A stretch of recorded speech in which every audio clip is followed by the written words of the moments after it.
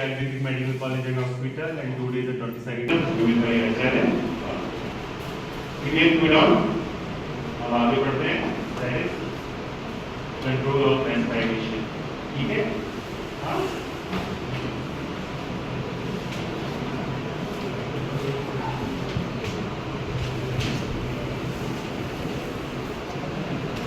Topic is the control of respiration.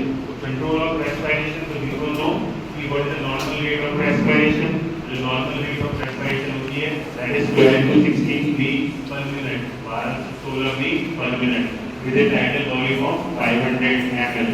मतलब एक व्यक्ति एक मिनट में 12 से 16 बार इंस्पायरेशन और एक्सपायरेशन करता है. When we will say respiration, जब हम बोलते हैं respiration, उसका मतलब क्या है?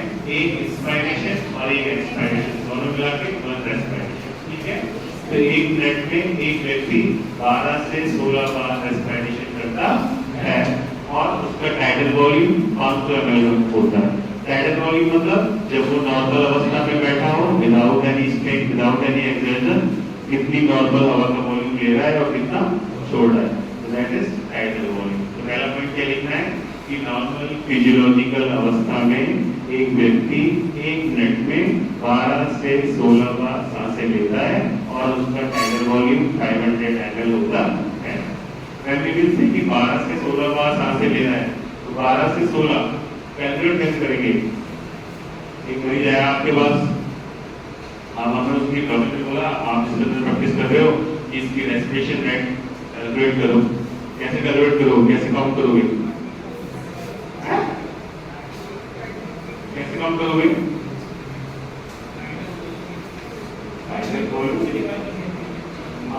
मेरा क्वेश्चन क्या है? How we will count the respiration rate. जो व्यक्ति पीछे बैठ के नाखून चबा रहा है उसके रेस्पिरेशन रेट काउंट करनी है. कैसे करेंगे?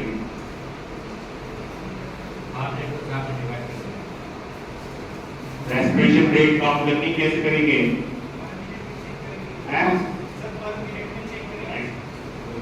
मेरा क्वेश्चन क्या है? एक मिनट में कैसे काउंट करेंगे? ये तो मेरा क्वेश्चन है. कैसे करेंगे बेटा? ये तो पूछ रहा हूं मैं.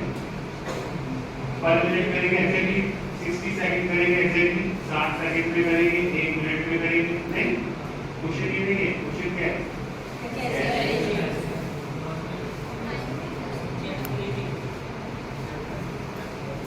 नाखून चबाने से अच्छा अगर ध्यान दे दिए होते तो सुन लिए होते.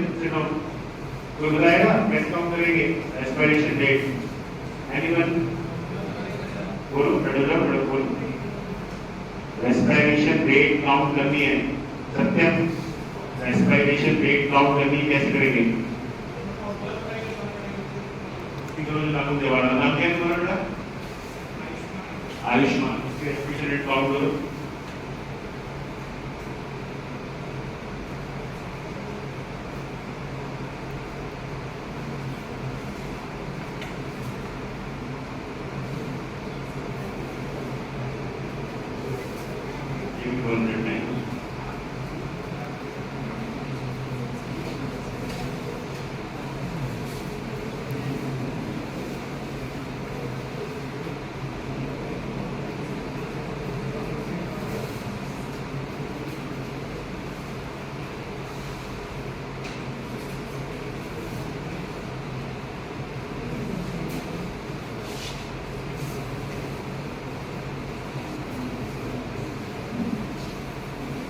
रेस्पिरेशन रेट कैसे काउंट करेंगे?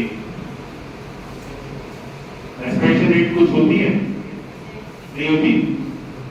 होती है? क्या होती है? एक मिनट में कितनी बार हमने सांसें ली? That is respiration rate. है ना? कैसे काउंट करेंगे? 40 कितनी दूर से देखते हैं? 40. वाह, वेरी गुड. आपकी दिव्य दृष्टि है. तो हमारे पास बनी जाएगा. तो हम उसकी रेस्पिरेशन रेट कैसे काउंट करेंगे? सिंपल तरीका है, बहुत सिंपल. अपनी घड़ी खोलो, उसके सीने पर रख दो. सोचने में अजीब लगा. अपनी घड़ी खोलो और उसके सीने पर रख दो. रखी? अब घड़ी में देख लो आप मिनट की सुई घूम रही होगी, दिखेगी ना, इसकी सेकंड घूम रही होगी. तो जितनी बार घड़ी ऊपर नीचे होगी, घड़ी होगी कि नहीं होगी? जितना होगा तो घड़ी ऊपर नीचे होगी, होगी कि नहीं?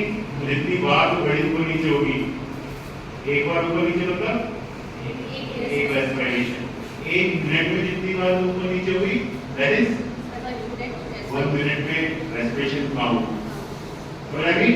हाँ, तो आप अपनी घड़ी खोलो, उसके सीने पर रख दो, हाँ, उसके बाद जो घड़ी ऊपर नीचे होगी 1 मिनट में देख लो कितनी बार वो ऊपर हुई, कितनी बार नीचे हुई, that is the respiration rate. ठीक है, समझ आ गया? तो 1 मिनट में जो रेस्पिरेशन रेट है वो 12 से 16 बीट पर मिनट होनी चाहिए, और जो टाइटल वॉल्यूम है वो कितना होना चाहिए? 500 ml। जो normal quite regular breathing occurs because of two regulatory mechanisms। या फिर रेस्पिरेशन को कंट्रोल करने के 2 सेंटर्स होते हैं, एक नर्वस सेंटर और दूसरा केमिकल सेंटर। एक नर्वस सेंटर और दूसरा केमिकल सेंटर। मतलब आपका रेस्पिरेशन रेट जो है वो एक नर्व ब्रेन के अंदर सेंटर रखे हुए हैं, वो कंट्रोल कर रहा है, नर्वस सेंटर बोलेंगे, और दूसरा जो है कुछ केमिकल चेंजेस होते हैं बॉडी के अंदर, वो कंट्रोल करता है, तो उसको केमिकल चेंजेस बोलते हैं। ठीक है, एक नर्वस सेंटर और दूसरा केमिकल सेंटर। ठीक है, नर्वस सेंटर मतलब न्यूरॉन्स के थ्रू होगा, तो उसको न्यूरल कंट्रोल भी कहते हैं। क्या कहते हैं? Neural control. क्या कहते हैं? Neural control. नर्वस सेंटर या फिर न्यूरल कंट्रोल, और दूसरे वाले का नाम क्या है? Chemical control. ठीक है, हाँ, जैसे पढ़ा होगा क्या, बीपी रेगुलेशन करने की मैकेनिज्म थी, short term, long term, intermediate, miscellaneous. ऐसे एक रेस्पिरेशन कंट्रोल करने की मैकेनिज्म है, एक नर्वस मैकेनिज्म है और दूसरी केमिकल मैकेनिज्म है। नर्वस मैकेनिज्म को क्या बोलते हैं? न्यूरल मैकेनिज्म या न्यूरल सेंटर या न्यूरल कंट्रोल। ठीक है, रेस्पिरेशन कैसे कंट्रोल होता है? एक नर्व्स के थ्रू और दूसरा केमिकल के थ्रू। नर्व्स के through nervous centre, nervous mechanism, या फिर न्यूरल सेंटर या न्यूरल मैकेनिज्म। ठीक है, समझ आया? दूसरा वाले का नाम क्या है? Chemical centre. ठीक है, तो पहला सेंटर जो है उसका नाम क्या है? नर्वस मैकेनिज्म और न्यूरल रेगुलेशन। तो ये 2 तरह के रेस्पिरेशन से होता है, एक ऑटोनॉमिक कंट्रोल ऑफ रेस्पिरेशन और दूसरा voluntary control of respiration. Autonomic कुछ करने की जरूरत नहीं, यहाँ बैठे हमारी साथ चल रही है। दूसरा वॉलंटरी मतलब हम जहाँ के अनुलोम विलोम करें, जहाँ के कपालभाति करें, तेज करते, कम करते, स्लो करते, है ना, तो वो अलग चीज है। एक ऑटोनॉमिक चल रहा है, तो जो नर्वस सेंटर है उसमें 2 तरह के सेंटर कंट्रोल मैकेनिज्म होती है, एक ऑटोनॉमिक और दूसरा वॉलंटरी। एक का नाम क्या है? ऑटोनॉमिक, दूसरे का नाम क्या है? वॉलंटरी। एक ऑटोनॉमिक कंट्रोल ऑफ रेस्पिरेशन और दूसरे का वॉलंटरी कंट्रोल ऑफ रेस्पिरेशन। हाँ, तो रेस्पिरेशन की वजह है पेन डाउन। रेस्पिरेशन की जो मैकेनिज्म है, किसकी मैकेनिज्म? रेस्पिरेशन कंट्रोल करने की जो मैकेनिज्म है, उसमें एक नर्वस सेंटर है, नर्वस मैकेनिज्म है जो ब्रेन से कंट्रोल हो रही है, दूसरी केमिकल मैकेनिज्म है जो केमिकल कंट्रोल कर रही है। ये बात क्लियर? जो नर्वस मैकेनिज्म है उसके अंदर फिर से 2 सब डिवीजन है, एक ऑटोनॉमिक और दूसरा वॉलंटरी। एक ऑटोनॉमिक और दूसरा वॉलंटरी। अब जो ऑटोनॉमिक कंट्रोल ऑफ रेस्पिरेशन होता है, जो ऑटोनॉमिक कंट्रोल ऑफ रेस्पिरेशन होता है, तो this is by certain group of neuron. Autonomic मतलब ब्रेन के अंदर रखा हुआ है, इट इज नॉट। तो जो ब्रेन के अंदर रखा हुआ है मतलब न्यूरॉन से रख के, और तो नहीं रखा। ब्रेन किससे मिलकर बना हुआ है? न्यूरॉन से। उसके अंदर न्यूरॉन से रखे हुए हैं certain group of neurons in the medulla and pons. कहां पे रखे हुए हैं सेंटर? Medulla and Pond's. तो जो मेडुला में रखे हुए हैं that will constitute the medullary centre. Medulla, medullary centre, pons, pontine centre. ऐसा फिर क्या बने? मेडुला और दूसरा पॉन्स। जो मेडुला में न्यूरॉन्स रखे हुए हैं वो मेडुलरी सेंटर, जो पॉन्स में रखे हुए हैं वो पॉन्टाइन सेंटर। तो जो ऑटोनॉमिक कंट्रोल ऑफ रेस्पिरेशन होता है वो उन न्यूरल सेंटर्स के द्वारा होता है जो मेडुला और पॉन्स में रखे हुए हैं। जो मेडुला के अंदर रखे हैं उनको मेडुलरी ऑटोनॉमिक रेस्पिरेटरी सेंटर बोलेंगे, जो पॉन्स के अंदर रखे हुए हैं पॉन्टाइन ऑटोनॉमिक रेस्पिरेटरी सेंटर बोलेंगे। सिंपल है कि नहीं? आया? नर्वस सेंटर में 2 तरीके के हैं, एक ऑटोनॉमिक और दूसरा वॉलंटरी। ऑटोनॉमिक वाले कहाँ रखे हुए हैं? मेडुला के और पॉन्स के अंदर। मेडुला वाले को मेडुलरी सेंटर बोलेंगे, पॉन्स वाले को पॉन्टाइन सेंटर बोलेंगे। सिंपल, ठीक है। अब आया मेडुलरी रेस्पिरेटरी सेंटर, इसको डिवाइड करके फिर से लिखना है। तो जो मेडुलरी सेंटर्स है इनके अंदर कुछ ग्रुप ऑफ न्यूरॉन्स होते हैं, तो एक डॉर्सल ग्रुप ऑफ न्यूरॉन्स होते हैं और एक वेंट्रल ग्रुप ऑफ न्यूरॉन्स होते हैं। इसके अंदर मेडुला के अंदर, इसके अंदर मेडुला के अंदर एक डॉर्सल ग्रुप ऑफ न्यूरॉन और दूसरा ventral group of neuron. Simple. क्या पढ़ा हमने? रेस्पिरेशन जो कंट्रोल करने की मैकेनिज्म है, एक नर्व्स के थ्रू होती है और एक एंगल के थ्रू होती है। जो नर्व्स के थ्रू होती है वो फिर से दो डिवाइड है, एक ऑटोनॉमिक और दूसरा वॉलंटरी। ऑटोनॉमिक की जो सेंटर है वो मेडुला और पॉन्स के अंदर रखे हुए हैं। जो मेडुला के अंदर रखे हैं उसको मेडुलरी सेंटर कहते हैं, जो पॉन्स के अंदर रखे हुए हैं उसको पोंटाइन सेंटर कहते हैं। सिंपल। मेडुलरी सेंटर के अंदर दो तरह के न्यूरॉन होते हैं, एक डॉर्सल ग्रुप ऑफ न्यूरॉन और एक वेंट्रल ग्रुप ऑफ न्यूरॉन। समझ आया कि नहीं? आया? अब हम देखेंगे डॉर्सल ग्रुप ऑफ न्यूरॉन और वेंट्रल ग्रुप ऑफ न्यूरॉन में अंतर क्या है। अब हम एक टेबल बना लेंगे, एग्जाम्पल जब लिखना है तो जो डॉर्सल ग्रुप ऑफ न्यूरॉन और वेंट्रल ग्रुप ऑफ न्यूरॉन इनमें अंतर क्या है। तो पहला पॉइंट देखेंगे सिचुएशंस कि ये मेडुला के अंदर किस जगह रखे हुए हैं। कौन? डॉर्सल ग्रुप ऑफ न्यूरॉन और वेंट्रल ग्रुप ऑफ न्यूरॉन। तो जो डॉर्सल ग्रुप ऑफ न्यूरॉन है तो मेडुला के अंदर एक सेंटर है, एक न्यूक्लियस है, उसका नाम है ट्रैक्टस सोलिटेरियस। ट्रैक्टस सोलिटेरियस क्या नाम है? ट्रैक्टस सोलिटेरियस। इसके अंदर डॉर्सल ग्रुप ऑफ न्यूरॉन रखे हैं। हाँ, जो वेंट्रल ग्रुप ऑफ न्यूरॉन है उसके अंदर दो न्यूक्लियस हैं, एक का नाम है न्यूक्लियस एम्बाइकस और एक का नाम है न्यूक्लियस रेट्रोएम्बाइकस। एक एम्बाइकस और एक रेट्रोएम्बाइकस। क्या नाम है? एम्बाइकस। दूसरे का नाम क्या है? रेट्रोएम्बाइकस। हाँ, ठीक है, ठीक है। हम क्या पढ़े थे? Medullary centre. क्या पढ़े थे? Medullary centre. मेडुलरी सेंटर के अंदर दो तरह के ग्रुप ऑफ न्यूरॉन थे, ठीक है नहीं? हाँ, एक का नाम क्या था? डॉर्सल। दूसरे का नाम क्या था? वेंट्रल। एक का नाम क्या था? डॉर्सल। दूसरे का नाम क्या था? वेंट्रल। अब जो डॉर्सल था वो ट्रैक्टर पे आ रहा था। किस पे आ रहा था? ट्रैक्टर। केस में ट्रैक्टर चलता है ना, ट्रैक्टर पे आ रहा था कौन? डॉर्सल। किस पे आ रहा था? ट्रैक्टर पे। ट्रैक्टर नहीं ट्रैक्टर, ट्रैक्टर नहीं ट्रैक्टर। कौन आ रहा था? डॉर्सल। जो वेंट्रल वाला था कौन सा? वेंट्रल। उसमें अमामत आ रही थी अंबाजी। कौन आ रही थी? अंबाजी। कौन आ रही थी? अंबाजी। एम्बाइकस। क्या नाम है? एम्बाइकस और रेट्रोएम्बाइकस। एम्बाइकस और रेट्रोएम्बाइकस। एक तरफ ट्रैक्टर चल रहा था, एक तरफ अंबाजी आ रही थी। Tractor, tractus solitarius, ambiguus, ambiguus, retroambiguus. What it? जो डॉर्सल वाला था वो ट्रैक्टर सोलिटेरियस में स्थित थे इसके न्यूरॉन, और जो वेंट्रल वाला था इसके न्यूक्लियस एम्बाइकस और न्यूक्लियस रेट्रोएम्बाइकस। ठीक है, समझ आया? दूसरा पॉइंट है जो डॉर्सल वाला होता है वो सिर्फ इंस्पिरेटरी न्यूरॉन्स होते हैं। क्या होते हैं? सिर्फ इंस्पिरेटरी। जो वेंट्रल वाला होता है वो बड़ा बैठा close the body. Everyone close the body.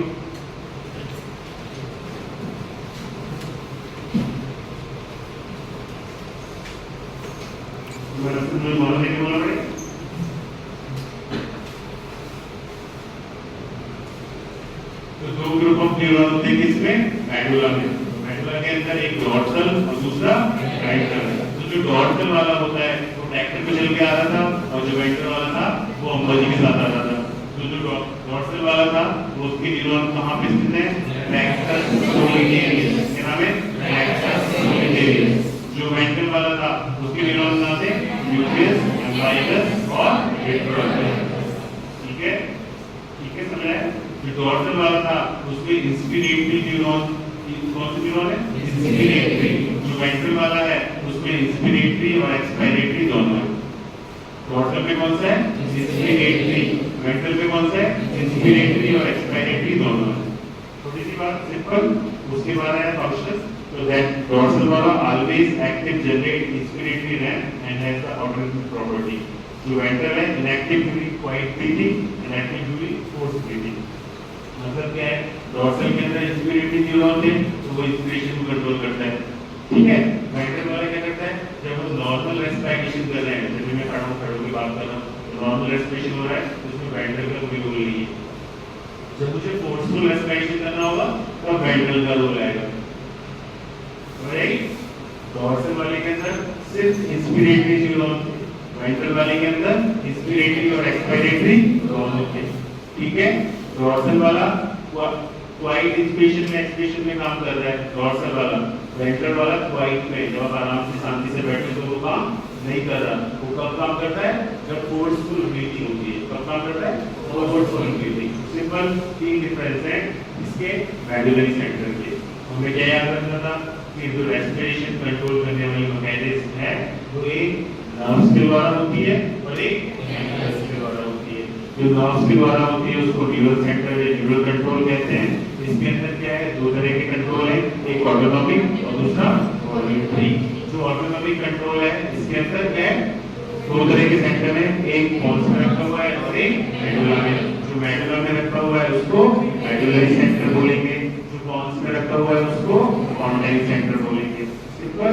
जो मेडुलरी सेंटर है इसके अंदर दो तरह के न्यूरॉन्स होते हैं, एक डोर्सल और दूसरा वेंट्रल। जो डोर्सल वाला है उसको हमने एक चेहरे में बनानी है, तो उसमें रखना है ट्रैक्टर, इसमें रखनी है अम्बर्जी। तो इसके जो न्यूरॉन न्यूक्लियस का न्यूक्लियस ट्रैक्टर सोलिटेरियस में, इसके एम्बाइगस में और रेट्रोएम्बाइगस में। इसके सिर्फ इंस्पिरेटरी होते हैं, इसके इंस्पिरेटरी और एक्सपायरेटरी दोनों होते हैं। नॉर्मल रेस्पिरेशन को कंट्रोल करता है ये फोर्सफुल रेस्पिरेशन। सिंपल। विदाउट, हाँ सही है, समझ आ गया ना? आगे कि नहीं? आगे चलते हैं। पोंटाइन सेंटर तो एक मेडुला के अंदर थे और दूसरे पॉन्स के अंदर थे। तो जो मेडुला के अंदर थे उनका डिस्क्रिप्शन हम पढ़ चुके हैं। जो पॉन्स के अंदर थे उनका नाम क्या है? पोंटाइन सेंटर। क्या नाम है? पोंटाइन सेंटर। तो पोंटाइन सेंटर इसके अंदर फिर से दो तरीके के होते हैं, एक एपम्यूस्टिक, एक pneumotaxic. Apneustic, pneumotaxic, apneustic, pneumotaxic. तो एक सेंटर का नाम है एपम्यूस्टिक, APNE, एपम्यूस्टिक। क्या नाम है?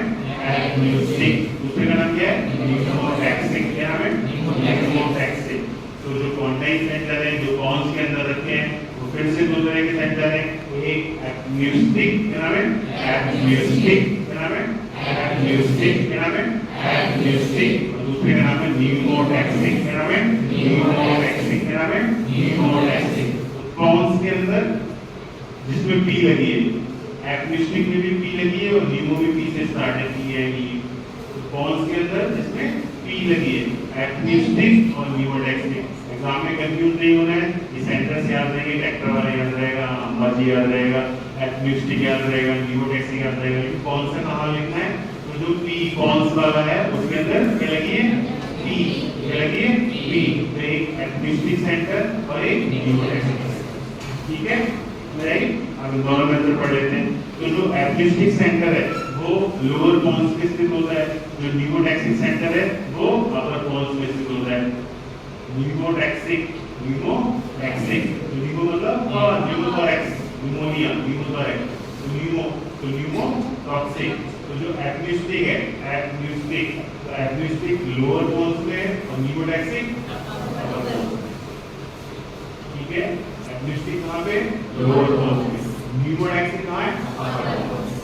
तो ये दोनों की सिचुएशन हो गई कि जो एपम्यूस्टिक सेंटर है वो लोअर पॉन्स में है और जो न्यूमोटैक्सिक है वो अपर पॉन्स में। Then we will see the functions. तो apneustic increase the depth of inspiration by acting directly on dorsal group of neuron. तो हमें पहले ही पता था क्या कि जो डोर्सल ग्रुप ऑफ न्यूरॉन थे इसके मेडुला के, उनके अंदर कौन से सेंटर थे, कौन से न्यूरॉन थे? सिर्फ इंस्पिरेटरी। कौन से थे? सिर्फ इंस्पिरेटरी। तो increase the depth of inspiration. जो एपम्यूस्टिक सेंटर है, कौन सेंटर? एपम्यूस्टिक। वो इंस्पिरेशन को बढ़ाते हैं, खुद नहीं बढ़ाते, bye acting on the dorsal group of neuron. तो जो एपम्यूस्टिक सेंटर है, कौन सेंटर? एपम्यूस्टिक। वो इंस्पिरेशन को बढ़ा रहे हैं, खुद नहीं बढ़ा रहे, किसके थ्रू बढ़ा रहे हैं? Dorsal group of neuron. देखो वहां पे है मेडुला के अंदर। ठीक है, एपम्यूस्टिक लोअर पॉन्स में है, वाटर है,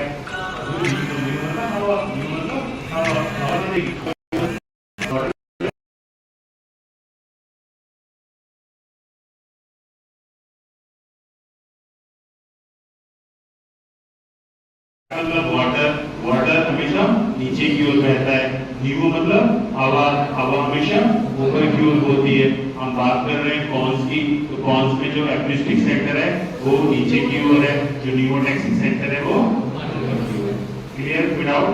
अब हमने ऊपर ही पढ़ा था डॉर्सल ग्रुप ऑफ न्यूरॉन और वेंट्रल ग्रुप ऑफ न्यूरॉन। तो एप्निस्टिक जो थे वो इंस्पिरेशन को बढ़ा रहे थे by controlling dorsal group of neuron. ठीक है, समझ आया था without. However, pneumothoracic, it increases the respiration rate by reducing the duration of inspiration. क्या बोला इसने? It increases the respiration rate. Respiration की rate बढ़ा देता है. Respiration की rate बढ़ा देता है. मतलब अगर एक मिनट में 12 से 16 बार हो रही है नॉर्मल, और ये बढ़ा रहा है मतलब 18 बार कर रहा है. समझ रहे हो? एक मिनट में कितनी बार हो रही है? 12 से 16. और हम कह रहे हैं pneumothoracic जो है वो respiration की rate को बढ़ा देता है। तो 12 या 16 की जगह 18 या 20 कर रहा है नहीं? तो दो चीजें हो सकती है, दो तीन चीजें हो सकती है। क्या हो सकती है कि इंस्पिरेशन कम हो जाए, एक्सपायरेशन उतना ही रहे, हो सकती है। दूसरी हो सकती है एक्सपायरेशन कम हो जाए, इंस्पिरेशन उतना ही रहे। अब हमारे पास मिनट तो एक ही है। अब एक मिनट में हमको 12 से नॉर्मल कितना है? 12 से 16। अब हमें 12 से 16 की वजह कितना करना है? 18 से 20 एक मिनट में ही करना है। समझ रहे हो नहीं? मिनट एक ही है, एक मिनट में 12 से 16 नॉर्मल होता है, लेकिन अभी हमें कितना करना है? 18 से 20। तो कैसे करेंगे?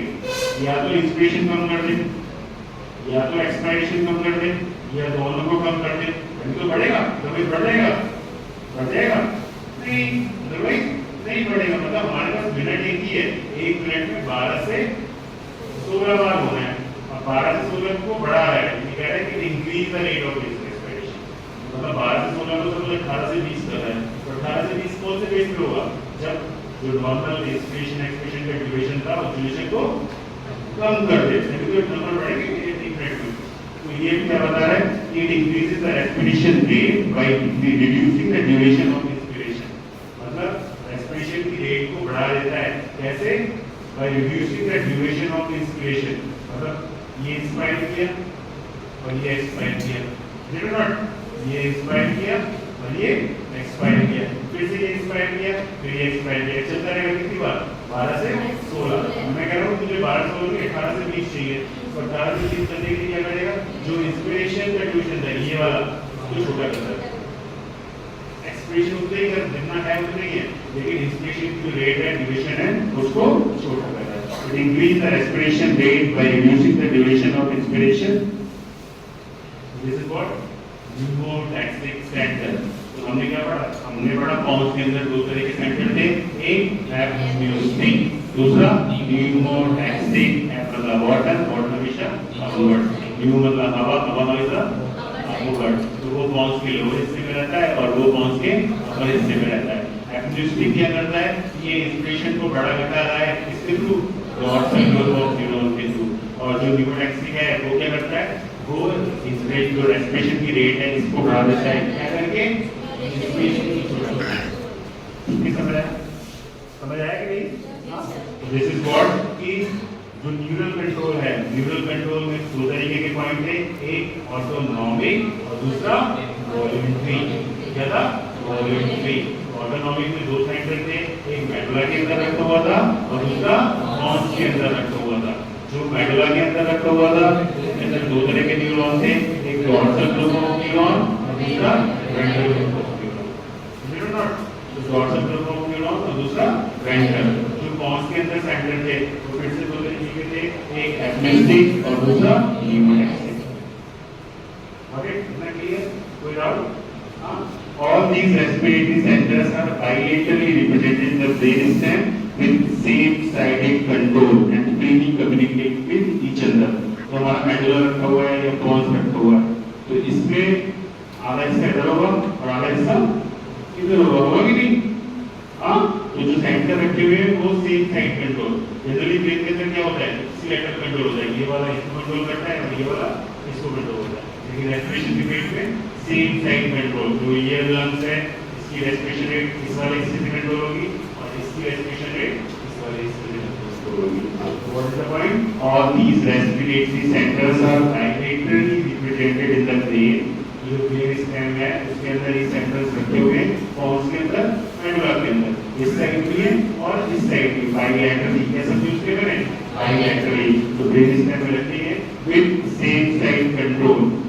freely communicate with each other. Point to remember जो रेस्पिरेशन सेंटर है वो सेम साइड कंट्रोल होता है. जनरली क्या होता है, जो ये वाला हिस्सा है वो इधर से कंट्रोल होता है, जो ये वाला हिस्सा है वो इधर से कंट्रोल होता है. जनरली ऐसा होता है, लेकिन रेस्पिरेशन के केस में सेम साइड कंट्रोल होता है. तो है got it. So this is what autonomic center. क्या ये autonomic center. Second क्या है, the voluntary control of respiration.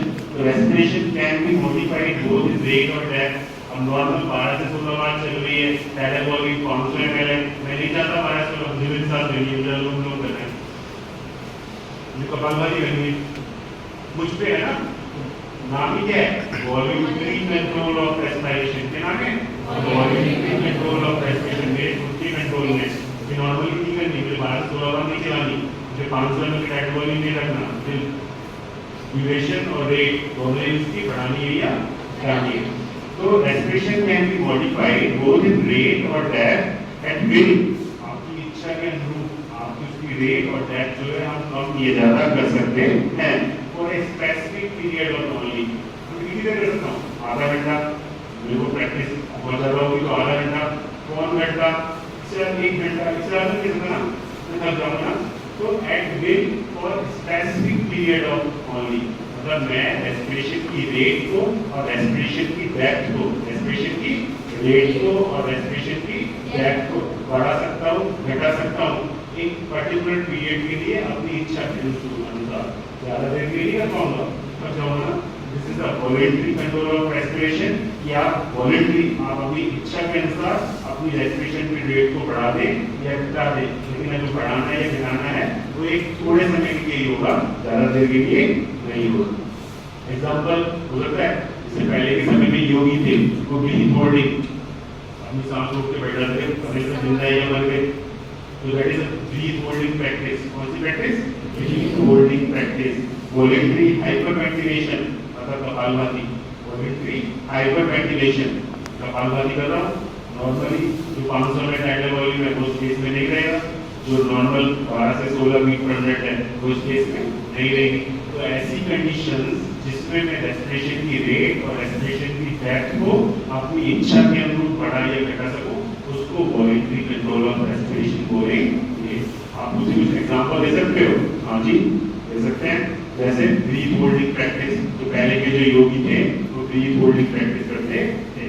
Voluntary hyperventilation, तो आप जहाँ पे अपनी रेस्पिरेशन की रेट को बढ़ा दें, कपालभाति करें, अनुलोम विलोम करें. इस केस में क्या हो रहा है, आपकी इच्छा के अनुसार रेस्पिरेशन की रेट बढ़ रही है या घट रही है. तो pathway for such A control, अब इस तरह का जो कंट्रोल है जो वॉलंटरी नॉर्मली 12 से 16 बढ़ गया है, ठीक है. तो इस तरह का जो पाथवे है that is via corticospinal tract which originate from cerebral cortex to end on the spinal motor neuron. मैंने एक ट्रैक का नाम लिया, उस ट्रैक का नाम क्या है, कॉर्टिको-स्पाइनल ट्रैक्ट. क्या नाम दिया मैंने, कॉर्टिको-स्पाइनल ट्रैक्ट. रटना कुछ नहीं है, क्या नाम दिया मैंने, कॉर्टिको-स्पाइनल ट्रैक्ट. तो ये एक ऐसा ट्रैक्ट है जो सेरेब्रल कॉर्टेक्स से स्टार्ट होता है और स्पाइन पे खत्म हो जाता है. नाम ही है ना उसका, क्या नाम है, कॉर्टिको-स्पाइनल ट्रैक्ट. तो ये ऐसा ट्रैक्ट है जो सेरेब्रल कॉर्टेक्स से स्टार्ट होता है और स्पाइन पे खत्म हो जाता है. तो जो वॉलंटरी रेस्पिरेशन है वो किससे कंट्रोल होगा, कॉर्टिको-स्पाइनल ट्रैक्ट से. किससे कंट्रोल होगा, कॉर्टिको-स्पाइनल ट्रैक्ट से. वो बेसिकली कहाँ से स्टार्ट होता है, सेरेब्रल कॉर्टेक्स से, और कहाँ खत्म हो जाता है, स्पाइनल मोटर न्यूरॉन. ठीक है, समझ आया. तो this is what nervous control. क्या है, नर्वस कंट्रोल. तो जो रेस्पिरेशन की मैकेनिज्म थी वो दो तरह के सेंटर से कंट्रोल होती है, एक नर्वस कंट्रोल और दूसरा केमिकल कंट्रोल. जो नर्वस कंट्रोल है उसमें दो तरह के कंट्रोल होते हैं, एक ऑटोनॉमिक और दूसरा वॉलंटरी. जो ऑटोनॉमिक कंट्रोल है उसमें फिर से दो तरीके के सेंटर्स होते हैं, एक मेडुला के अंदर और एक हार्ट के अंदर. जो मेडुला के अंदर सेंटर रखे हुए हैं उसमें दो तरीके के ट्रैक्ट है, डॉर्सल और दूसरा वेंट्रल. डॉर्सल में क्या याद रखना था, वेंट्रल में क्या रखना था, मर्जी. डॉर्सल में क्या रखना था, सिर्फ इंस्पिरेशन. वेंट्रल में इंस्पिरेशन और एक्सपिरेशन दोनों. और dorsal always active during inspiration है, जो वेंट्रल जो होते हैं वो इनएक्टिव ड्यूरिंग क्वाइट ब्रीथिंग और एक्टिव ड्यूरिंग फोर्स ब्रीथिंग. अब आया कॉन्टाइन, कॉन्टाइन के अंदर दो तरह के सेंसर थे, एक एटमॉस्फेरिक, दूसरा pneumotaxic. Water always flow downward, हवा always flow upward. Atmospheric sensor lower most में, pontine pneumotaxic centre upper most. ठीक है, जो एटमॉस्फेरिक सेंटर है वो इंस्पिरेशन को कंट्रोल कर रहा है by dorsal group of neuron. जो न्यूमोटैक्सिक सेंटर है वो क्या करता है, रेस्पिरेशन की रेट को बढ़ा देता है लेकिन इंस्पिरेशन की ड्यूरेशन को कम करता है। ठीक है, ये जितने भी रेस्पिरेटरी सेंटर्स हैं इन सबका जो कंट्रोल है वो कैसा होता है, सेम साइड। कैसा होता है, सेम साइड। अब आया वॉलंटरी कंट्रोल ऑफ रेस्पिरेशन। तो जो वॉलंटरी कंट्रोल ऑफ रेस्पिरेशन है, आपकी इच्छा के अनुरूप मैंने रेस्पिरेशन की रेट और रेस्पिरेशन का ड्यूरेशन कम कर दिया या ज्यादा कर दिया। Can you give an example? हां, एग्जांपल दे सकते हैं। जैसे पहले ब्रीथ होल्डिंग प्रैक्टिस करते थे योगी, है ना, या फिर हाइपर वेंटिलेशन, आप कपालभाति करो, अनुलोम करो। तो इनके केस में आपका जो रेस्पिरेशन है वो किससे कंट्रोल होगा, कॉर्टिको स्पाइनल ट्रैक्ट के थ्रू। अब what is the cortico spinal tract? ऐसा ट्रैक्ट जिसके फाइबर सेरेब्रल कॉर्टेक्स से स्टार्ट होते हैं और स्पाइनल मोटर न्यूरॉन में खत्म होते हैं। उससे क्या होता है, वॉलंटरी कंट्रोल ऑफ रेस्पिरेशन होता है। This is what, nervous control. क्या है ये, नर्वस कंट्रोल। दूसरा क्या है, कैपिटल कंट्रोल, जो हम कल पढ़ेंगे। समझ आया नर्वस कंट्रोल? सत्यम बताओ।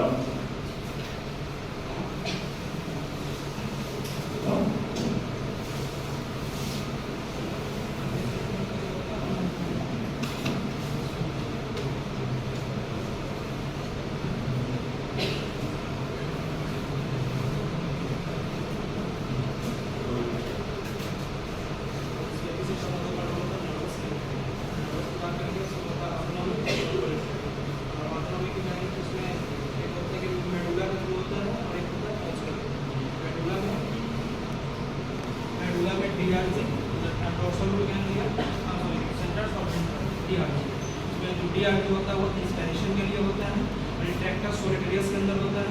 जो वीआरजी होता है वो रेट्रो एम्बाइगस और एम्बाइगस में होता है और ये इंस्पिरेशन और एक्सपिरेशन दोनों को कंट्रोल करता है। ठीक, उसके बाद स्पॉन्स में होता है एपोनिस्टिक और न्यूमोटैक्सिक। एपोनिस्टिक होता है जो फिर डीआरजी के थ्रू कंट्रोल करेगा और ये डोर्सल के पॉन्स के नीचे वाले पार्ट में होगा और जो एपोनिस्टिक होगा वो पॉन्स के ऊपर वाले पार्ट में होगा और ये डीआरजी को कंट्रोल करेगा इसको।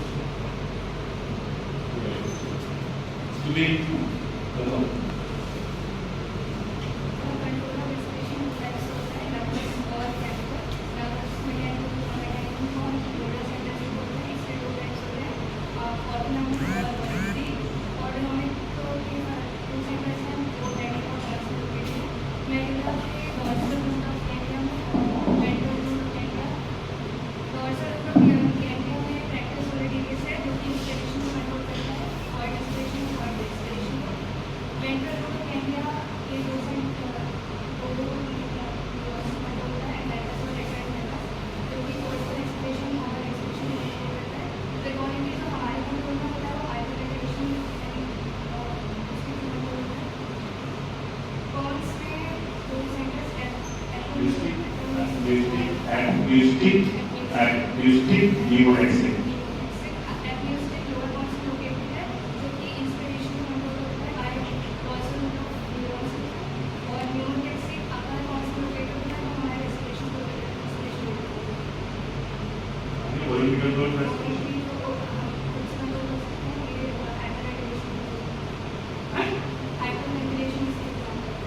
कौन कंट्रोल करता है इसको? Corticospinal tract. Hare Krishna.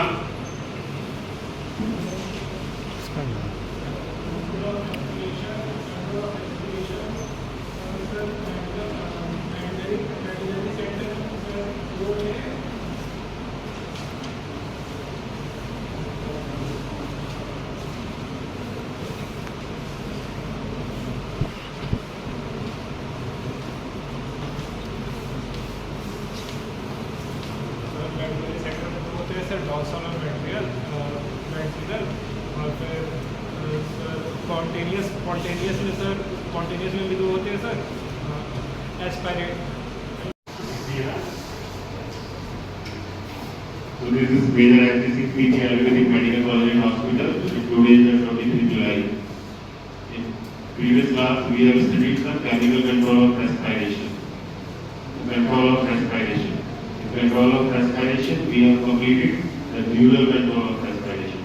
And today we will study chemical control of respiration.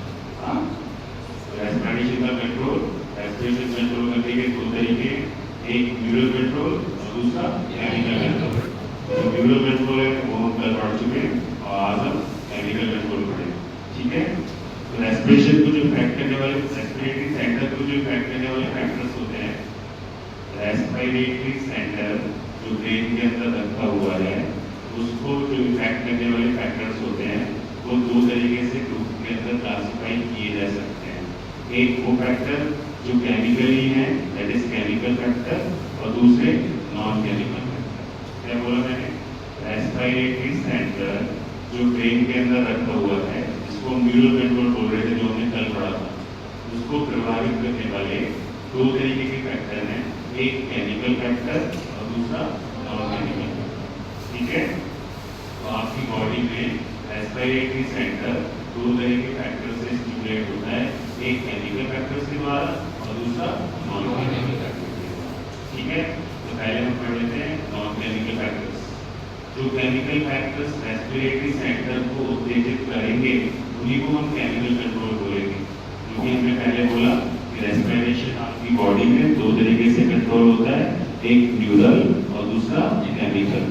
अब जो न्यूरल जो हम पढ़ चुके, नर्वस सेंटर जो हम पढ़ चुके, जो मेडुला के अंदर रखे हुए थे, जो पॉन्स के अंदर रखे हुए थे, वो सेंटर्स बेसिकली दो फैक्टर से प्रभावित होते हैं, एक केमिकल्स के द्वारा और एक नॉन केमिकल्स के द्वारा.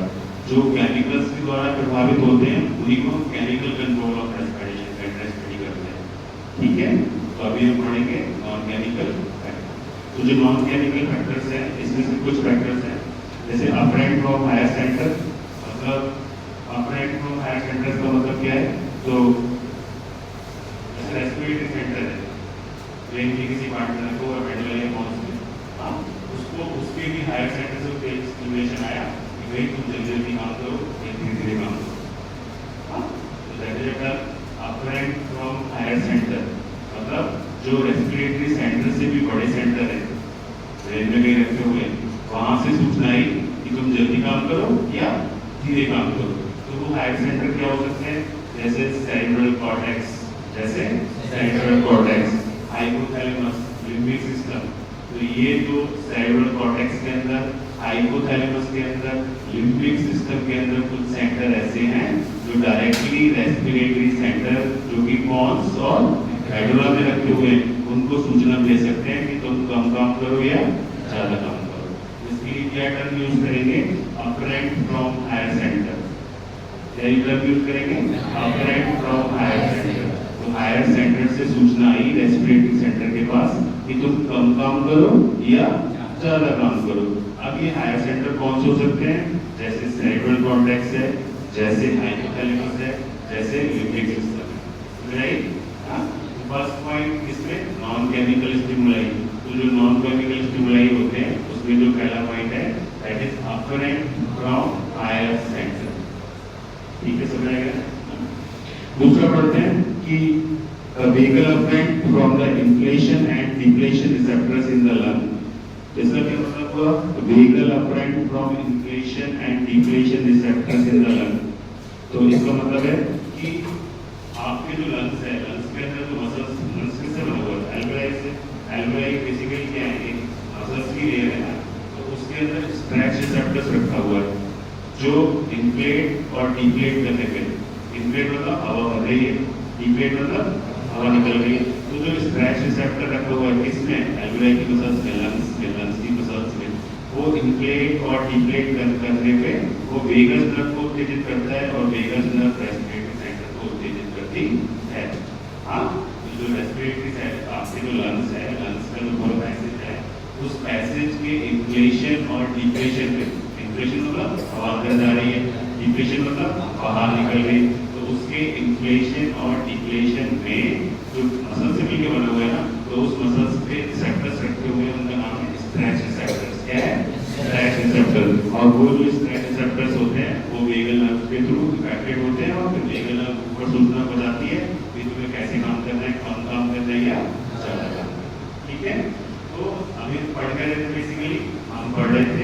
कि जो आपके रेस्पिरेटरी सेंटर्स हैं उनको प्रभावित करने वाले नॉन केमिकल फैक्टर्स, क्या पढ़े थे?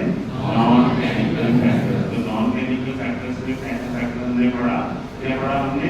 अपरेंट फ्रॉम हाई सेंटर, मतलब रेस्पिरेटरी सेंटर से भी जो बड़े सेंटर हैं वो रेस्पिरेटरी सेंटर को सूचना भेजेगी कि तुम्हें कम काम करना है या ज़्यादा काम करना है। क्या उन सेंटर्स के नाम बता सकते हो? हाँ जी, सेंट्रल कॉर्टेक्स, हाइपोथैलेमस, न्यूक्लियस।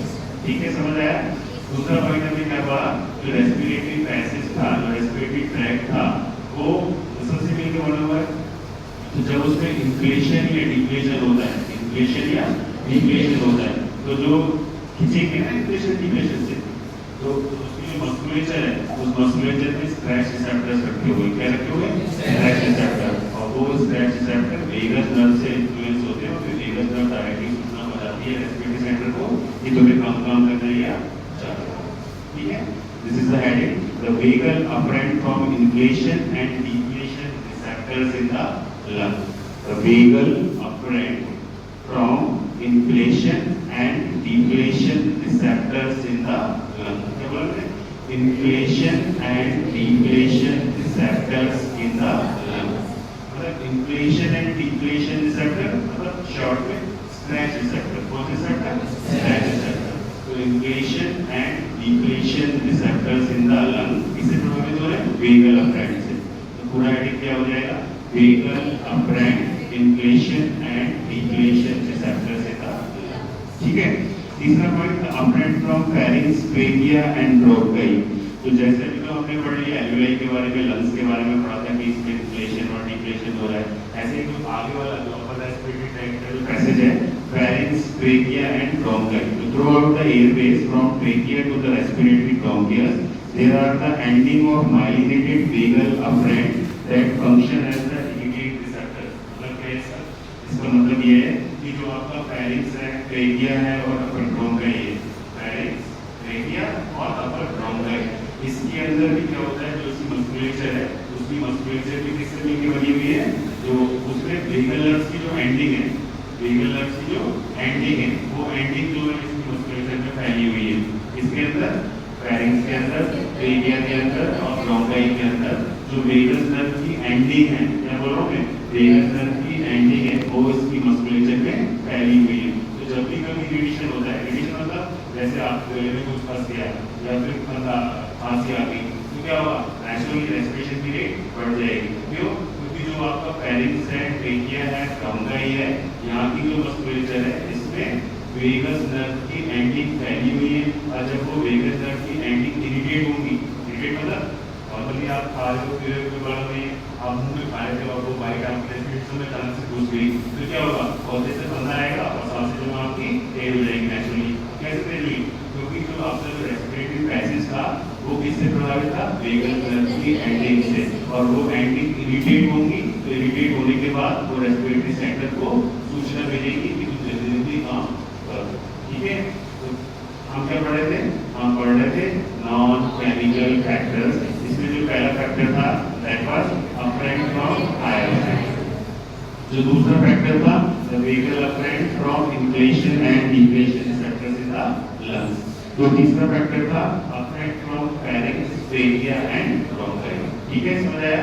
तो ये जो तीन फैक्टर थे वो किसमें थे? नॉन केमिकल फैक्टर्स में। इसके अलावा कुछ फैक्टर्स और है, the afferent from the baroreceptors and chemoreceptors. The afferent from baroreceptors and chemoreceptors.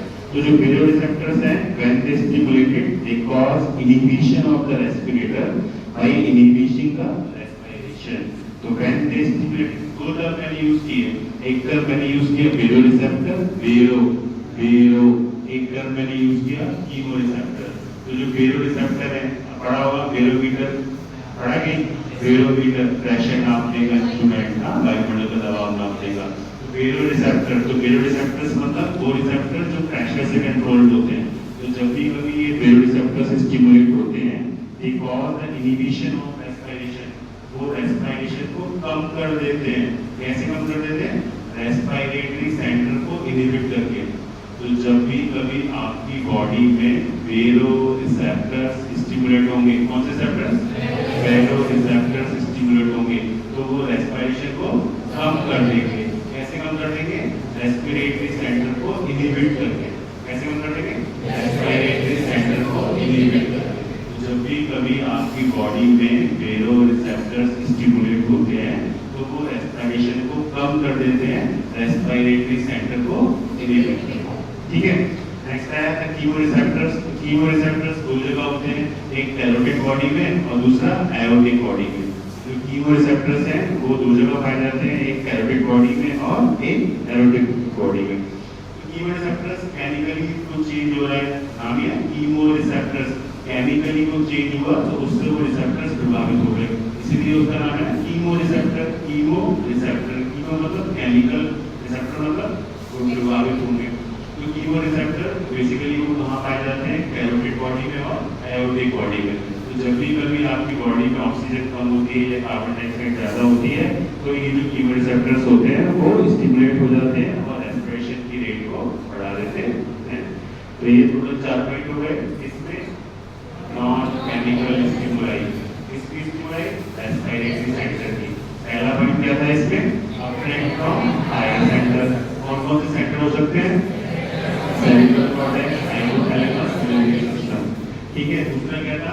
Vagal afferent from inflation deflation receptors of the lungs. तीसरा पॉइंट क्या था? Afferent from pharynx, trachea and bronchioles. चौथा पॉइंट क्या था? Afferent from baroreceptors and chemoreceptors. Baroreceptors जब भी stimulate होंगे तो वो इनहिबिट कर देंगे रेस्पिरेटरी सेंटर को और रेस्पिरेशन का इनहिबिशन कर देंगे। जो कीमोरिसेप्टर होते हैं वो कैरोटिड बॉडी और एओर्टिक बॉडी में पाए जाते हैं। और कैरोटिड बॉडी और एओर्टिक बॉडी किससे प्रभावित होती है? ऑक्सीजन के कम होने की वजह से और कार्बन डाइऑक्साइड के बढ़ने की वजह से वो रेस्पिरेटरी सेंटर को उत्तेजित करते हैं, जिसकी वजह से रेस्पिरेशन जल्दी जल्दी होने लगता है। ठीक है, पॉइंट समझ आ गया? Next point, afferent from proprioceptions. The proprioceptors are stimulated during the muscular exercise and impulse to the brain to cause the hyperventilation. तो जब भी हम मस्कुलर एक्टिविटी में पुशअप मारते हैं, जिम जाते हैं, दौड़ते हैं तो क्या होता है? हमारी सांसें तेज हो जाती है नेचुरली। क्यों हो जाती है? क्योंकि जो हमारे जो मस्कुलर है इसके अंदर प्रोप्रियोसेप्टर्स हैं। क्या है? प्रोप्रियोसेप्टर्स। क्या टर्म यूज किया मैंने? प्रोप्रियोसेप्टर्स। क्या टर्म यूज किया? प्रोप्रियोसेप्टर्स। तो प्रोप्रियोसेप्टर्स जो होते हैं वो मस्कुलर एक्सरसाइज की वजह से वो सूचना भेजते हैं और उस सूचना की वजह से हाइपरवेंटिलेशन होने लगता है। तो हेडिंग क्या है? Afferent from proprioceptors. दो टर्म थे, एक अफ्रेंट और दूसरा इफ्रेंट। एक टर्म था अफ्रेंट और एक टर्म था इफ्रेंट। अभी तक मैंने जितने भी शब्द बोले हैं वो अफ्रेंट है। अफ्रेंट मतलब ले जाने वाला हायर सेंटर में, इफ्रेंट मतलब हायर सेंटर से नीचे लाने वाला। तो ये जो अफ्रेंट सेंटर्स हैं मतलब ये रेस्पिरेटरी सेंटर्स की ओर सूचनाएं ले जा रहे हैं, चाहे वो हायर सेंटर से आ रही हो, चाहे वो फेरिंक्स, ट्रेकिया या ब्रोंकियोल से आ रही हो, चाहे वो वेगल इन्फ्लेशन या डिफ्लेशन रिसेप्टर से लंग से आ रही हो, चाहे वो वेरोरिसेप्टर या कीमोरिसेप्टर से आ रही हो, और चाहे वो प्रोप्रियोसेप्शन से आ रही हो। टर्म क्या है? अफ्रेंट। क्या टर्म है? अफ्रेंट। तो अफ्रेंट फ्रॉम दिस सारे हेडिंग्स में क्या सब लगाया हुआ है? अफ्रेंट। उसके बाद लास्ट है ये जो 5 फैक्टर्स हैं, ये 5 फैक्टर्स किसमें आते हैं? नॉन केमिकल स्टिमुलेशन से। किसमें आते हैं? Non chemical stimulation. तो जो हमने कल पढ़ा था रेस्पिरेटरी सेंटर, तो रेस्पिरेटरी सेंटर को प्रभावित करने वाले जो फैक्टर्स हैं वो दो ग्रुप के अंदर कैटेगराइज किए गए हैं, एक केमिकल और दूसरे नॉन केमिकल। तो जो नॉन केमिकल है इसके अंदर हमने 5 हेडिंग पढ़े। Afferent from higher centre, can you give the for example? Yes, कौन से? सेकंड आया vagal afferent from inflation and deflation receptors of the lung. मतलब समझ आ गया ना? जब आपका जो लंग्स है इसके अंदर जब इन्फ्लेशन और डिफ्लेशन होगा तो इसके अंदर जो स्ट्रेस रिसेप्टर्स रखे हुए हैं वो उत्तेजित होंगे और वो सूचना भेजेंगे ऊपर के लिए। ठीक है। तीसरा आया था afferent from the pharynx, trachea and bronchioles. इसका मतलब इसे बिल्कुल वही था। चौथा आया था वेरोरिसेप्टर्स और कीमोरिसेप्टर्स। वेरोरिसेप्टर्स में क्या पढ़ा? जब भी कभी वेरोरिसेप्टर्स स्टिमुलेट होते हैं तो वो रेस्पिरेशन को कम कर देते हैं, रेस्पिरेटरी सेंटर को इनहिबिट करते हैं। ठीक है। कीमोरिसेप्टर्स में हमने क्या पढ़ा कि कीमोरिसेप्टर एओर्टिक और कैरोटिड बॉडी में पाए जाते हैं और ये जब भी कभी ऑक्सीजन कम होती है, कार्बन डाइऑक्साइड बढ़ती है तो वो रेस्पिरेटरी सेंटर को उत्तेजित अफ्रेंट फ्रॉम प्रोप्रियोसेप्टर, क्या पढ़ा? Afferent from proprioceptor. तो प्रोप्रियोसेप्टर जब भी कभी हम मस्कुलर एक्सरसाइज करते हैं, जब भी हमें ज़्यादा ऑक्सीजन की जरूरत होती है तो हाइपर वेंटिलेशन हो सकता है, क्योंकि प्रोप्रियोसेप्टर से सूचना जाती है रेस्पिरेटरी सेंटर की ओर कि तुम जल्दी जल्दी काम करो। तो ये 5 फैक्टर थे जो किसमें आते हैं? Non chemical stimuli. समझ आया ना? Clear? Without this comes in the heading non-chemical stimuli. Now we will see the chemical stimuli or chemical regulation of respiration or chemical mechanism. The chemical regulation of respiration. तो जो chemical regulatory mechanism adjust the ventilation, तो आपकी body के अंदर जो chemical regulation mechanism है वो इस तरीके से होती है कि that alveolar PCO2 is kept constant at normal value of 40 mm of Hg. मतलब क्या है इसका?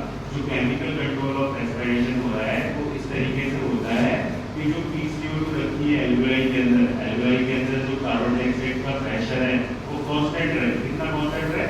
40 mm of Hg।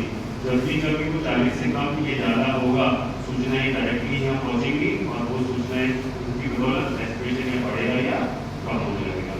तो जो केमिकल कंट्रोल जैसे हमने पढ़ा हुआ, तो उन्होंने पढ़ा हुआ क्या?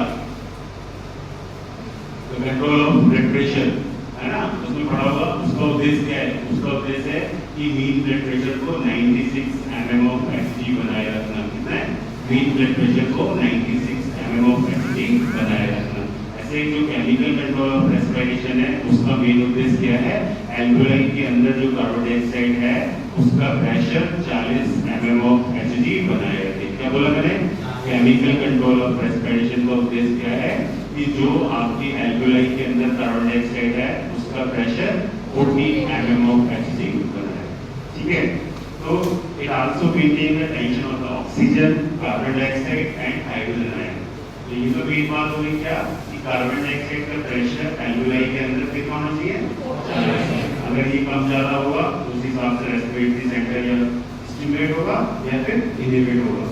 Along with this, ऑक्सीजन का प्रेशर, कार्बन डाइऑक्साइड का प्रेशर और हाइड्रोजन आयन का कॉन्सेंट्रेशन भी एक एडजस्टेबल रेंज में ये बनाया रहता है। जब भी कभी ये रेंज बढ़ाती है, कम ये ज़्यादा होती है, तो उसके फलस्वरूप रेस्पिरेटरी सेंटर या उत्तेजित होते हैं या फिर इनहिबिट होते हैं। ठीक है, समझ आया?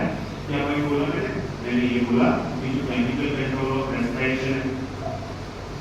थर्ड बेंच के नाम है हमारा सेकंड, थर्ड बेंच, लास्ट से थर्ड बेंच क्या नाम है बेटा? लास्ट से थर्ड बेंच सेटअप। क्या बोल रहा हूँ मैं अब तक? क्या पढ़ा रहा हूँ मैं? कुछ पढ़ा रहा हूँ? क्या पढ़ा रहा हूँ मैं? ऐसे ही बोल रहा हूँ क्या? क्या पढ़ा रहा हूँ मैं? कभी तुम्हारी बात ठीक नहीं है, कभी तुम्हारे हाथों में कुछ लगा हुआ है, मैं बिल्कुल लगता हूँ तुमको सेटअप है जिसे केमिकल कंट्रोल ऑफ रेस्पिरेशन। तो केमिकल कंट्रोल ऑफ रेस्पिरेशन का जो मेन उद्देश्य है वो क्या है कि एल्वेओलाई के अंदर जो कार्बन डाइऑक्साइड है उसका प्रेशर कितना बनाया चाहिए? 40 mm of Hg। इसके साथ साथ जब भी कभी ऑक्सीजन का प्रेशर, कार्बन डाइऑक्साइड का प्रेशर और हाइड्रोजन आयन का कॉन्सेंट्रेशन वेरीज करता है, उसी के हिसाब से रेस्पिरेटरी सेंटर या उत्तेजित होंगे या फिर इनहिबिट होंगे। ठीक है, समझ आया? These changes are mediated by the respiratory chemoreceptors, that is the receptors as the carotid body or aortic body। जैसे हम पहले पढ़ चुके हैं वेलोरिसेप्टर और कीमोरिसेप्टर। तो कीमोरिसेप्टर्स यही है, तो ऑक्सीजन का चेंज हो, चाहे कार्बन डाइऑक्साइड का चेंज हो, चाहे हाइड्रोजन आयन की कॉन्सेंट्रेशन में चेंज हो, सूचना जाएगी किसके थ्रू? कैरोटिड बॉडी के थ्रू और एओर्टिक बॉडी के थ्रू। तो जो कीमोरिसेप्टर्स हैं वो अपनी सूचना रेस्पिरेटरी सेंटर को भेजेंगे। इसके थ्रू चाहिए कोई मीडियम तो चाहिए, तो वो मीडियम क्या है? कैरोटिड बॉडी और एओर्टिक बॉडी। तो this is the respiratory centre. Respiratory centre दो तरीके के होते हैं, एक पेरिफेरल कीमोरिसेप्टर्स और एक मेडुलरी कीमोरिसेप्टर्स। दो तरीके के रेस्पिरेटरी सेंटर्स हैं, एक पेरिफेरल और दूसरा मेडुलरी।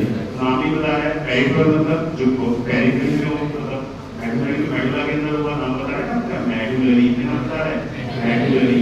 मेडुलरी कहाँ होगा? मेडुला के अंदर। और पेरिफेरल कहाँ होगा? मेडुला से दूर, मतलब सेंटर से दूर। ठीक है, तो दो तरह के कीमोरिसेप्टर्स हैं, एक पेरिफेरल और दूसरा मेडुलरी। तो जो पेरिफेरल कीमोरिसेप्टर्स हैं बेसिकली वो कहाँ होते हैं? तो these are two more aortic body and carotid body। Aortic body का है near the arch of aorta. Arch of aorta कहां पे?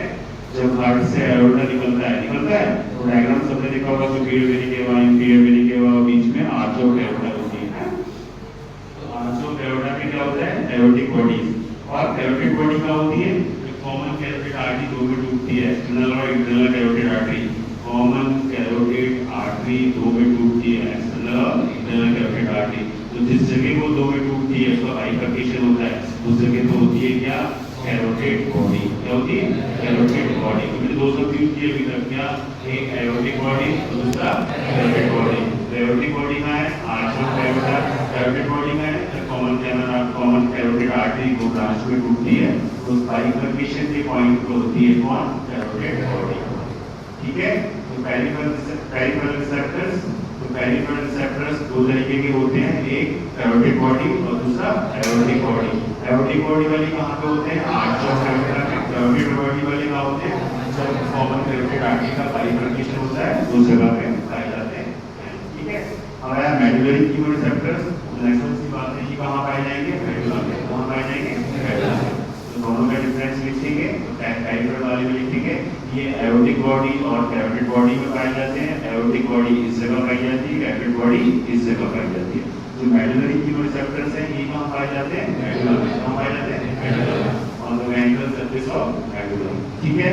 दोनों के बीच में पहला डिफरेंस सिचुएशन क्या है? ठीक है, सिचुएशन। तो जो पेरिफेरल कीमोरिसेप्टर थे वो एओर्टिक बॉडी और कैरोटिड बॉडी में पाए जाते थे। जो मेडुलरी कीमोरिसेप्टर्स थे वो कहाँ पाए जाते थे? Ventral surface of medulla. ठीक है, समझ आया? सेकंड पॉइंट है इनर्वेशन। तो जो एओर्टिक बॉडी होती है वो एओर्टिक नर्व से सप्लाई होती है, जो कैरोटिड बॉडी होती है कैरोटिड साइनस नर्व से। नाम ही है एओर्टिक बॉडी, क्या नाम है? एओर्टिक बॉडी सप्लाई होगी एओर्टिक नर्व से। Aortic body aortic nerve, aortic body aortic nerve. दूसरा है कैरोटिड बॉडी, क्या है? कैरोटिड बॉडी किससे सप्लाई होगी? Carotid sinus. ठीक है। एओर्टिक बॉडी एओर्टिक नर्व से सप्लाई होती है, carotid body carotid sinus nerve से सप्लाई होती है। ठीक है।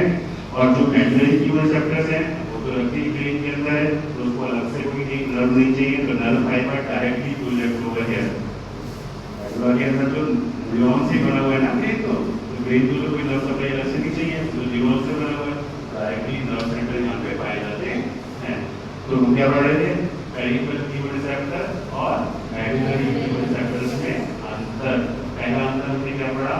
सिचुएशन। पेरिफेरल कीमोरिसेप्टर्स कहाँ पाए जाते हैं? एओर्टिक बॉडी और कैरोटिड बॉडी में। मेडुलरी कीमोरिसेप्टर्स कहाँ पाए जाते हैं? मेडुला में। दूसरा पॉइंट हमने पढ़ा कौन सी नर्व सप्लाई करती है?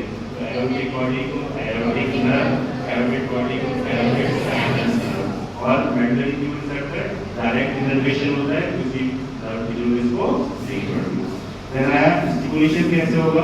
तो जो पेरिफेरल कीमोरिसेप्टर है, तो जब भी कभी PCO2 बढ़ेगा, कार्बन डाइऑक्साइड का प्रेशर बढ़ेगा या घटेगा, क्योंकि मेन चीज क्या है? कार्बन डाइऑक्साइड का प्रेशर कितना बनाए रखना? तो जब भी कभी PCO2 बढ़ेगा या PCO2 घटेगा, तो सबसे पहले ये पेरिफेरल कीमोरिसेप्टर्स जो है वो आगे हो जाएंगे। इसके अलावा साइनाइड, क्या? साइनाइड और निकोटिन, साइनाइड और सिगरेट बनाया था निकोटिन तंबाकू के अंदर, साइनाइड और निकोटिन, इसकी वजह से भी ये पेरिफेरल कीमोरिसेप्टर्स जो होते हैं वो स्टिमुलेट हो जाते हैं। जो है आपका medullary receptor, the magnitude of stimulation is proportional to the increase of hydrogen ion locally. मतलब हाइड्रोजन आयन का कंसंट्रेशन अगर ब्रेन के अंदर बढ़ने लगा, हाइड्रोजन आयन का कंसंट्रेशन अगर ब्रेन के अंदर बढ़ने लगा, तो ये जो मेडुलरी सेंटर्स हैं वो स्टिमुलेट हो जाएंगे। इनहिबिट कैसे होते हैं इसका भी पॉइंट है। Inhibited by the anaesthesia, cyanide and during deep sleep. तो जो मेडुला के अंदर सेंटर रखे हुए हैं, क्या बोल रहा हूँ मैं? जो मेडुला के अंदर सेंटर रखे हुए हैं वो स्टिमुलेट कैसे होंगे? जब लोकली हाइड्रोजन आयन का कंसंट्रेशन बढ़ जाएगा। क्या बढ़ जाएगा? हाइड्रोजन आयन का कंसंट्रेशन बढ़ जाएगा। इनहिबिट कैसे होंगे? जब वो व्यक्ति को एनेस्थीसिया दिया जाए, क्या दिया जाए? एनेस्थीसिया, या वो व्यक्ति डीप स्लीप में चला जाए और गहरी नींद में, या फिर साइनाइड पॉइजनिंग हो रही हो, तो वो जो मेडुलरी सेंटर्स हैं वो कैसे हो जाएंगे? इनहिबिट। तो मेडुलरी सेंटर स्टिमुलेट कैसे हुए? तो मेडुलरी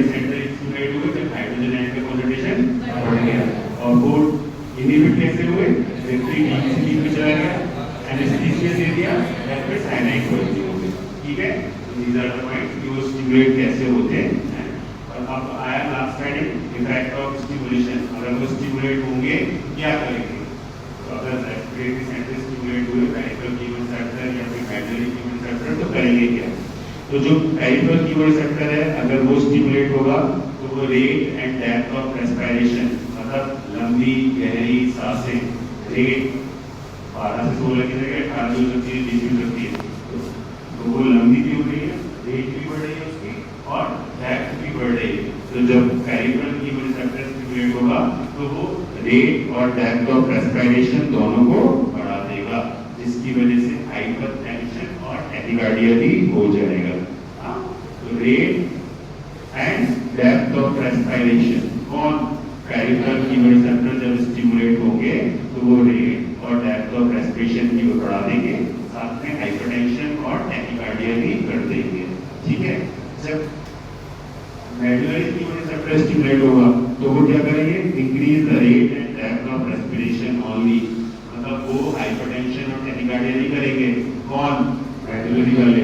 और जो पेरिफेरल वाले हैं वो हाइपरटेंशन और टैकीकार्डिया भी कर देंगे along with rate and depth of respiration बढ़ाने के साथ। दोनों मुद्दे समझ आया? जो पेरिफेरल कीमोड रिसेप्टर है एओर्टिक और कैरोटिड वाले, ये बीपी भी बढ़ाएंगे, हार्ट रेट भी बढ़ाएंगे, इसके साथ में रेस्पिरेशन की रेट बढ़ाएंगे। जो मेडुला के रखे अंदर है वो बीपी और हार्ट रेट को नहीं बढ़ाने वाले हैं, वो सिर्फ रेस्पिरेशन की रेट को बढ़ाने वाले हैं। ठीक है, बात समझ आया?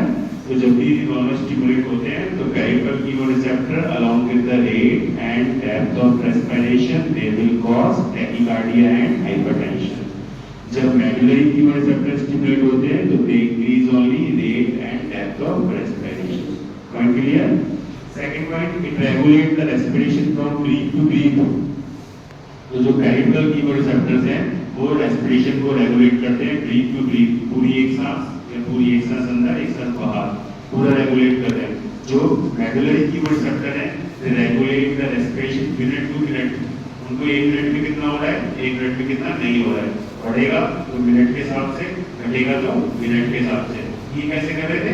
ब्रीथ के हिसाब से, फ्रॉम ब्रीथ टू ब्रीथ, मतलब एक रेस्पिरेशन बढ़ रही है घट रही है, इसका काम क्या है? ब्रीथ टू ब्रीथ कंट्रोल करना। इसका काम क्या है? मिनट टू मिनट कंट्रोल करना। ठीक है।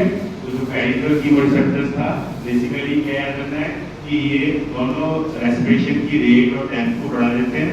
पेरिफेरल वाले साथ में बीपी और हार्ट रेट भी बढ़ा देता है, केमिकल वाला बीपी और हार्ट रेट नहीं बढ़ाता है। दूसरा पॉइंट याद रखना है कि ये ब्रीथ टू ब्रीथ रेस्पिरेशन को कंट्रोल करते हैं, ये मिनट टू मिनट रेस्पिरेशन को कंट्रोल करते हैं।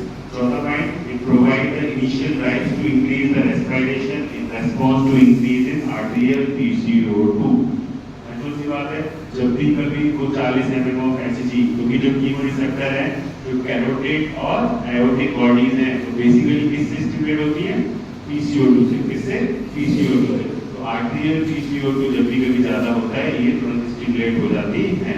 एंड जो मेडुलरी कीमोड रिसेप्टर्स हैं they provide let drive to increase respiration in response to the increase in arterial PCO2। जब भी कभी आर्टरी के अंदर PCO2 बढ़ेगा तो तुरंत पेरिफेरल कीमोड रिसेप्टर एरोटिक और कैरोटिड तुरंत स्टिमुलेट हो जाएंगे। और जब भी कभी आर्टरी के अंदर CO2 बढ़ेगा तो जो मेडुलरी है वो तुरंत स्टिमुलेट नहीं होते। समझ आया भाई? तो हमने क्या पढ़ा? हमने पढ़ा पेरिफेरल जो कीमोड रिसेप्टर्स हैं that can be divided into to, एक पेरिफेरल और दूसरा मेडुलरी। तो जो पेरिफेरल कीमोड रिसेप्टर्स हैं ये कहाँ होते हैं? सिंपल सी बात है, एक एरोटिक और दूसरा कैरोटिड। एरोटिक कहाँ होता है? एओर्टा के आर्च पे। कैरोटिड कहाँ होता है? ठीक है भाई, क्वेश्चन पे। मेडुलरी कहाँ होगा? मेडुला के अंदर। इनर्वेशन जो एरोटिक बॉडी है वो एरोटिक नर्व से, जो कैरोटिड बॉडी है वो कैरोटिक स्पाइनल नर्व से। जो मेडुला के अंदर है वो डायरेक्ट इनर्वेशन है, तो नर्व की सप्लाई। स्टिमुलेशन कैसे होगा? जब भी कभी PCO2 बढ़ेगा या घटेगा along with this cyanide और nicotine। मेडुला में हमने क्या पढ़ा था? जब भी कभी लोकली हाइड्रोजन आयन का कंसंट्रेशन बढ़ जाएगा, किसका? हाइड्रोजन आयन का, तो मेडुला वाला उत्तेजित हो जाएगा। और घटेगा कब? जब वो व्यक्ति डीप स्लीप में चला जाए, उसने साइनाइड पॉइजनिंग कर ली हो या फिर एनेस्थीसिया, तब वो घट जाएगा। जब भी कभी ये उत्तेजित होते हैं तो क्या करते हैं, पेरिफेरल ब्लड जब उत्तेजित होता है तो रेस्पिरेशन तो बढ़ाएगा बढ़ाएगा ही, साथ में बीपी और हार्ट रेट भी रहता है। ये सिर्फ रेस्पिरेशन की रेट और डेप्थ को बढ़ाता है। ये respiration breath to breath control करता है, वो मिनट टू मिनट कंट्रोल करता है। इसके अलावा जब भी कभी आर्टरी के अंदर PCO2 बढ़ेगा तो ये तुरंत स्टिमुलेट हो जाते हैं। कौन? पेरिफेरल कीमोरिसेप्टर, और जो मेमोरी रिसेप्टर्स हैं वो तुरंत स्टिमुलेट नहीं होते। This is the control of respiration. Respiration का जो कंट्रोल है that can be divided into two. Number 1 neural control और second chemical control. Chemical control में दो तरह के रिसेप्टर्स हैं, एक पेरिफेरल और दूसरा मेमोरी। न्यूरल में हमने दो पढ़े थे, ऑटोनोमिक और दूसरा ऑटोनोमिक। समझ आ गया? हाँ, ठीक है। कोई डाउट?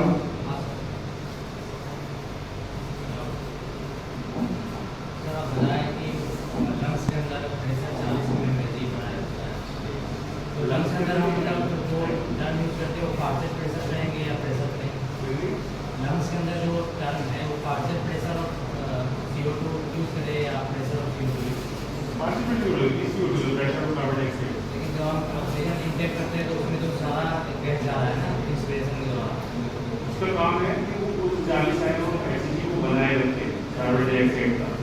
जब भी कभी वो 40 से कम, ये 40 से ज्यादा होगा क्या, pressure of carbon dioxide PCO2, pressure of carbon dioxide, जब भी वो कभी 40 से कम, ये 40 से ज्यादा होगा तो जो सेंटर्स हैं ये सेंटर्स होना शुरू हो जाएंगे। वो एक नॉर्मल रेंज है कि भाई वो इस रेंज में रहना चाहिए।